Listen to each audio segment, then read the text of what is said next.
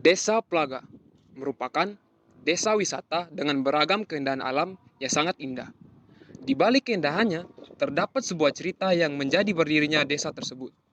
Oleh karena itu, pada kesempatan kali ini, saya akan bercerita tentang sejarah desa Plaga.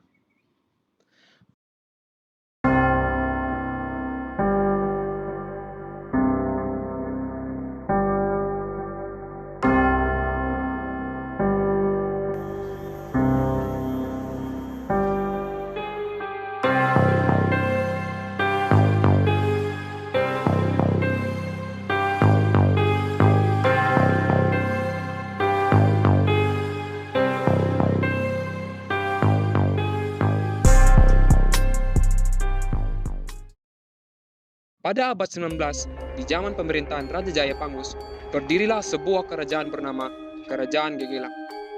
Raja Kerajaan Gegelang memiliki seorang selir dan seorang pemaisuri. Dari seorang selir, sang raja menurunkan putra laki-laki tertua, sedangkan seorang pemaisuri, sang raja menurunkan putra laki-laki yang lebih muda.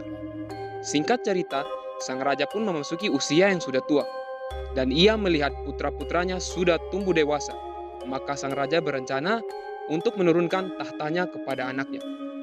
Rencana tersebut sampai juga ke telinga rakyat kerajaan Gegelang, yang pada saat itu aman, tentram, dan sentosa. Berdasarkan hal tersebut, maka kini timbullah keresahan-keresahan di masyarakat Gegelang mengenai putranya yang mana berhak menggantikan tahta ayahnya, mengingat putra raja pertama adalah dari keturunan selir, sedangkan putra raja yang kedua adalah keturunan dari pemaisuri. Walaupun demikian, adanya desas-desus yang ada di masyarakat Gegelang pada saat itu, maka sebagian besar masyarakat Gegelang cenderung memilih putra raja dari keturunan pemaisuri raja. Desas-desus rakyat Gegelang yang demikian sampai juga ke telinga putra pertama. Putra pertama raja merasa tersinggung, merasa disepelekan, merasa diremehkan sebagai putra raja yang pertama, dan beranggapan putra raja yang pertama lah yang berhak menggantikan kedudukan ayahnya, tanpa memperhatikan keturunan pemaisuri atau keturunan selir. Oleh karena itu, putra yang pertama merasa dengki, iri hati terhadap adiknya keturunan permaisuri. Putra raja pertama beranggapan bahwa dialah yang berhak menggantikan kedudukan ayahnya sebagai raja Gegelang. Untuk mewujudkan cita-citanya itu, ia terlebih dahulu harus menyingkirkan penghalang-penghalangnya yang ada. Satu-satunya penghalang demi lancarnya cita-citanya putra raja pertama adalah adik sendiri dari keturunan permaisuri. Untuk itu, putra raja pertama berencana membunuh adiknya secara rahasia sebelum dilangsungkan upacara penobatan adiknya sebagai putra mahkota yang nantinya akan menggantikan kedudukan ayahnya. Kemudian, putra raja pertama memanggil Mahapati Kerajaan Gegelang untuk menyampaikan rencananya secara rahasia.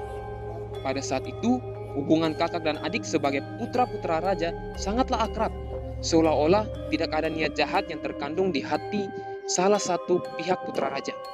Pada saat yang telah ditentukan melaksanakan niat jahatnya, maka putra raja pertama mengajak adiknya berburu ke tengah hutan dengan dikawal oleh Mahapati yang telah diajak bersekongkol dengan membawa peralatan berburu. Maka berangkatlah kedua putra-putra raja Gegelang tersebut ke tengah hutan dengan dikawal Mahapati kerajaan. Sesampai di tengah hutan, yang menurut perkiraan putra raja pertama rasanya aman untuk melaksanakan niat jahatnya, maka Mahapati tersebut diperintahkan untuk membunuh adiknya. Pada saat itu, hutan benar-benar dalam keadaan sunyi senyap, kicauan burung hutan pun terhenti, binatang hutan enggan untuk bicara, serta angin yang berhembus terhenti sejenak, seakan terpaku menyaksikan kejadian pembunuhan putra raja Gegelang tersebut. Setelah adiknya betul-betul diperkirakan mati, maka mayat adiknya diseret dan ditaruh di samping sebuah pohon kayu yang dalam keadaan lapuk seolah-olah mati tertimbun atau tertimpa oleh pohon kayu serta ditimbuni oleh daun-daunan sehingga tidak kelihatan. Dengan perasaan puas bahwa cita-citanya hampir terwujud, maka putra raja pertama bersama Mahapatinya pulang serta dengan menjaga agar kejadian itu tetap dirahasiakan. Alkisah, pada suatu hari ada seorang pemburu yang kemalaman di jalan dengan menunggangi kuda. Sang pemburu menelusuri jalan yang sangat gelap serta penuh dengan semak-semak. Pada sebuah tempat, kudanya tidak mau berjalan lagi dan kebetulan pula pemburu itu sangat lelah. Dengan demikian, sang pemburu memutuskan untuk bermalam di tengah hutan. Baru saja dia merebahkan badannya, dia sudah tertidur pulas. Pada saat akan menjelang subuh, sang pemburu mendengar sabda dari dewa penguasa jagat raya ini. Dalam tamaram berbunyi, "Hai pemburu, dengarkanlah baik-baik sabdaku ini. Di mana Raja Mukini sedang dalam keadaan bingung karena kehilangan seorang putranya yang terkasih. Hilangnya putra sang raja itu sebabkan tiada lain karena mati dibunuh di sebuah hutan. Kejadian tersebut dapat diketahui dari kata-kata yang disampaikannya yaitu Parelage. Kata-katanya tersebut mempunyai arti yaitu Pa artinya putra Ida, Ra artinya rakan Ida, La artinya langlang duta, Ge artinya gegelang. Dari kata-kata Parelage ini dapat disimpulkan bahwa pesan berbunyi, putra sang raja dari pemaisuri itu mati terbunuh yang dibunuh oleh kakangnya sendiri dan istri selir sang raja. Sedangkan sebagai pelakunya adalah seorang mahapati yang bernama Langlang Duta dan tempat pembunuhnya itu terjadi di hutan Gegelang atau alas Gegelang. Hanya sekianlah sabdaku, segeralah pulang dan laporkan kepada raja. Begitu sabda itu menghilang lenyap, maka sang pemburu pun bangun dari tidurnya dan terus bangkit dari tidurnya.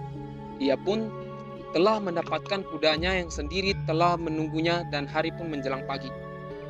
Teringat akan sabda yang didengarnya tadi malam, maka dengan tanpa pikir panjang lagi, ia pun menghadap sang Raja Gegelang. Alkisah, pada saat itu sedang ada paseban agung atau paruman agung yang dihadiri oleh para patih, para punggawa, dan lain-lainnya. Membicarakan perihal hilangnya putra mahkota. Dengan terbatas, sang pemburu menghadap dan menceritakan perihal sabda yang didengarnya tadi malam di tengah hutan, serta mengajar sabda itu, Parelage, yang mengandung makna bahwa hilangnya putra mahkota karena dibunuh oleh kakak tirinya yang dilakukan oleh Mahapati Langlang Duta di tengah hutan Gegelang. Setelah selesai menceritakan hal sabda tersebut, sang pemburu pun mohon izin untuk pamit. Mendengar kisah sang pemburu yang demikian, maka sang Raja Gegelang langsung memerintahkan para mahapati, punggawa serta diikuti oleh para rakyatnya menyebar ke tengah hutan untuk menemukan jasad sang putra mahkota. Hal ini mencari yang melibatkan segenap kerabat kerajaan membuahkan hasil. Jasad putra mahkota ditemukan dalam tertimbun semak belukar di samping sebuah pohon runtuh yang telah rapuh. Jasad sang putra mahkota dibawa ke keraton dan Raja Gegelang pun murka, dan kemurkaan itu membuat sang Raja Gegelang sakit-sakitan dan meninggal. Sejak itulah kerajaan Gegelang mengalami kehancuran dan hilang. Berdasarkan hal tersebut, lama-kelamaan di kalangan masyarakat sering membicarakan kata-kata Parelage dari mulut ke mulut. Kata-kata Parelage itu menjadi Pelage, dan selanjutnya kata Pelage pun berbuah menjadi Pelage yang hingga pada saat ini wilayah kerajaan Gegelang disebut menjadi wilayah Pelage. Demikian cerita mengenai berdirinya desa Pelage. Semoga informasi yang diberikan dapat bermanfaat bagi para pendengar.